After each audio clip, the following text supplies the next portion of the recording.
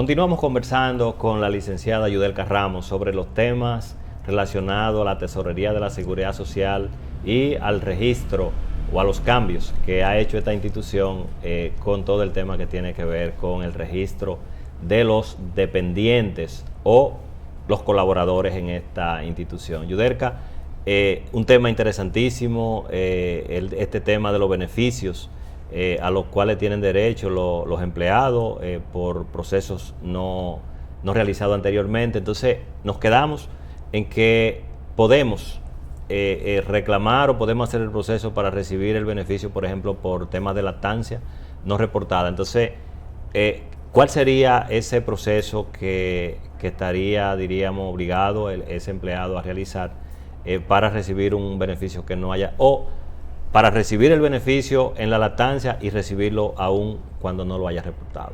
Fíjate que tú acabas de mencionar que hay un beneficio para el colaborador, pero no solo para el colaborador, para la empresa. Recuerda que la empresa está obligada a pagar los 90 días de licencia de esa mujer que se fue de pre y postnatal. La empresa está obligada y luego el sistema se lo reembolsa, se lo subsidia, y ahí es donde viene la CISARRIL a reembolsar, a jugar su rol, no solo con la lactancia, sino con la maternidad. Hay muchísimas empresas que no reportan la maternidad, Basilio, y estamos hablando de 90 días de salario, 90 días de salario que ya pagaron y que se lo van a reembolsar en una factura de TCS o se lo van a depositar en una cuenta a la empresa. Ninguna de las dos, por antigüedad, se pierde. Eso nunca prescribe. Usted puede ahora mismo crear su plataforma de CISARRIL si nunca lo hizo. Cree su usuario, vincúlese, porque ahora hay un proceso de vincular la persona que va a hacer los reportes de subsidio en la CISARRIL con una autorización de la empresa, donde se ponen las huellas, la foto de la cédula, y se debe escanear y mandar a la oficina virtual.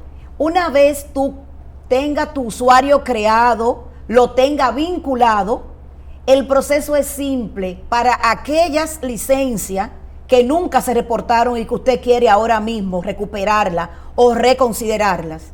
Y es entrar por la solicitud de subsidio, por primero maternidad, porque si no se da lo que es en la solicitud de maternidad y la aprobación, entonces no hay el subsidio por lactancia. Y recuerden que para que se dé el subsidio por maternidad hay condiciones, y es que la mujer antes de dar a luz tenga 8 cotizaciones pagadas al sistema, 8. Entonces, 8. Entonces, si se dieron esas condiciones y la mujer dio a luz y la empresa nunca hizo el procedimiento y nunca recibió el reembolso de esos salarios pagados en el proceso de pre y postnatal, todavía está a tiempo. Crear su usuario en CISARRIL, vincularse y hacer el reporte desde cero, aunque el niño tenga 5, 10, si está activa la empleada en la TCS, puede hacer el proceso en CISARRIL. Una pregunta, Yudelka. Sabemos de las 12 cotizaciones, ¿verdad? Y mencionas de 8 cotizaciones mínimas para poder, vamos a entendernos, ¿verdad? Para poder aprobar el subsidio. ¿Qué pasa en el caso de que la empleada llegó a la empresa, qué sé yo, con un mes de gestación, con un mes de embarazo? La empresa no hizo lo del lugar, ¿verdad? No investigó, tampoco la ley dice que no me puedes contratar en proceso de embarazo o embarazada. ¿Qué pasa con esa empleada y esas cotizaciones? Porque como sabemos, el pago de la TCS y demás va un mes detrás. Por ejemplo, en junio pagamos mayo. ¿Qué pasa con esa empleada al momento del parto, que solamente la empresa tiene 7 meses o 6 meses? Sí, ahí te voy a dar un truco, porque la gente coge clase conmigo porque le encanta. Yo le enseño las cosas que yo vivo en el día a día. Sabes que la TCS cierra, corta, los días 20, ya 21, está generada la factura. Entonces, lo que tienes que hacer es, cierto, la contrataste, tenía un mes de embarazo, no lo sabía, y tengo un mes en contra. Recuerda que dura ella 9 meses de embarazo y tiene que tener 8 pagos. Entonces, ¿qué yo hago? Yo saco esa empleada embarazada a una nómina aparte y pago cuando se genere de una vez el día 20 esa factura por ella solamente, creando una nómina AR para ella o AM por adelantado. Porque tengo hasta el día 3, tengo los primeros 3 días hábiles del mes siguiente para pagar, pero ya el 20 se ha generado la factura para pagar por esa persona. Tiene 7 facturas pagadas, no ha dado a luz todavía. O sea que si yo la saco de la factura que se ha generado el día 20, le creo una nómina 002 y pago por ella sola, yo he completado mis pagos requeridos por la ley y el subsidio va a pasar. Y es justo. Y la empleada lo necesita porque así lo establece la ley. Sí. Muy importante esta parte y tus explicaciones pues le dan tranquilidad a las muchachas, a las mujeres que están en esta condición. Sí, porque fíjate una cosa, Basilio y Susana, hay nóminas grandes y muy grandes, donde si le dices a la gerencia o al empleador que tiene que pagar el día 20 porque hay una embarazada ahí que justamente con ese pago completa las 8 cotizaciones, te va a decir, no, pero eso es imposible, que yo, un pago que lo pueda hacer el día 3 o el día 5, que a veces caen los días 5, lo haga el día 20, yo no tengo el dinero. No es eso lo que hay que hacer, es sacar a esa única empleada, colocarla en una nómina aparte y pagar por ella esa diferencia. Y le genera toda la tranquilidad. Y genera la tranquilidad a la empresa de que no va a perder el subsidio. Y a la empleada que va a poder, ¿verdad?, recibir su subsidio. De maternidad y de lactancia se van a recuperar. Yudelka, hay un tema dentro de toda esta conversación que es el tema del riesgo laboral y vemos muchas empresas pequeñas, medianas, que por temas de costo que entienden ellos que le encarece el costo de tener personal inscrito en el sistema, a veces vemos que lo dejan fuera y asumen riesgo, ¿verdad? Riesgo tanto de salud como del riesgo laboral. ¿Cuáles son los riesgos que tú observas el tener un personal fuera de toda esta cobertura? Y la misma recomendación a esas empresas que a veces entienden que es muy costoso tener a un personal con toda este cumplimiento de ley. Miren, como asesora en la parte de lo que es seguridad social, lo único que yo le digo a los empresarios cuando se acercan a mí es: inscriban a sus colaboradores en el sistema, porque el ahorro es significativo. Fíjate que en un accidente laboral, los gastos clínicos son cubiertos 100% por el sistema. Y cuando un empleado se accidenta y lo llevan a una clínica, lo primero que dice: yo trabajo en Ramos Lizardo Asesores, pero no está cotizando. ¿Quién es responsable de los gastos? Pues Ramos Lizardo Asesores, porque la ley 8701 manda que el empleado se inscriba al sistema un día antes de comenzar la relación laboral, con la fecha efectiva del día que va a comenzar a trabajar. Porque desde que el empleado se levanta con la intención de querer trabajar y se muere de un infarto, entonces debió estar cubierto por el sistema. Los gastos clínicos de un accidente laboral son a veces, nadie lo puede soportar. Yudelka, y hay un elemento que se ha agregado en los últimos tiempos y es, diríamos, los riesgos de la calle, o sea, con la delincuencia y todo eso, que cualquier persona puede salir de un sector de eso y encontrarse con una situación justamente en el trayecto, como bien tú planteas, o sea que hay razones suficientes para que el empleador no descuide esa responsabilidad. A mí me gustaría preguntarte, hay un tema que tiene que ver con la parte de impuesto, con la declaración impositiva, y es que como el sistema vincula el cruce entre la TCS o sea, la DGI vincula el cruce del gasto de sueldo en la TCS, y al esa persona no estar inscrita en la tesorería, ese gasto de una liquidación, cuando toca liquidar a esa persona que no era empleado registrado en las plataformas obligatorias, ¿cuál es el destino entonces de ese gasto fiscalmente hablando?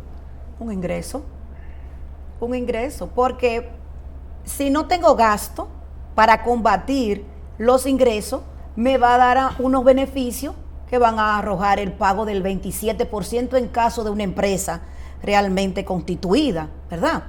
Entonces, cuando el gasto no se transparenta a través de la TCS y deja de pasar a la DGI a través del IR3, ¿verdad?, para su liquidación o su presentación, entonces es un gasto que no será admitido, pero lo tenemos ahí. Y fíjate es real, que vámonos más lejos.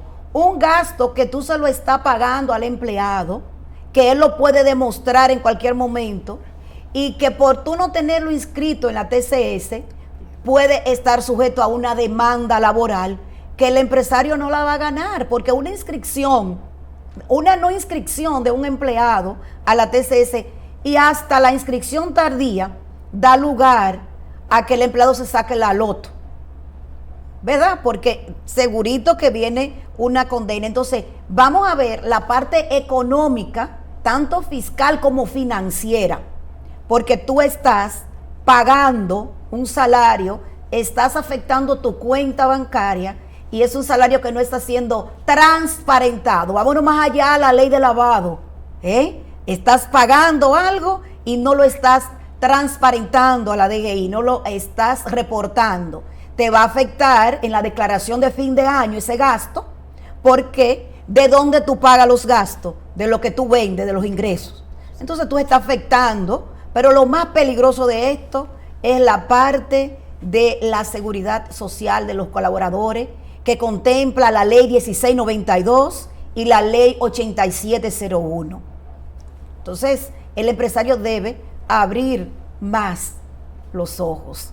A veces hay empresas que quiebran porque las demandas son una detrás de otra. Y es porque no tienes el empleado inscrito, y cuando el empleado va a hacerse algún procedimiento, le dicen no, tú no estás inscrito. Con estos cambios de la plataforma de la TCS a la CISARRIL, ya los empleados tienen derecho a verificar todo. Y es que el sistema está para eso. Yudelka, para transparentar. Para transparentar, sí. Hay un aspecto que tiene que ver con el salario mínimo. A través de, diríamos, de las modificaciones que se han hecho, bueno, la ley 488 que estableció, ¿verdad?, los rangos de las empresas en los diferentes niveles, y entonces lo que es la composición salarial según el tamaño de las empresas. Pero vemos que hay una metodología para el salario que se maneja, ¿verdad?, en la tesorería. ¿Cómo se determina? Porque hay empresas que nos llaman y nos dicen, mira, yo soy una micro, pero el salario entonces que yo no le pago ese salario, yo lo que le pago son 12,000 pesos, pero entonces el salario que me tiene la TCS son 18, son 16. ¿Cómo es que se determina? Mira qué es lo que pasa.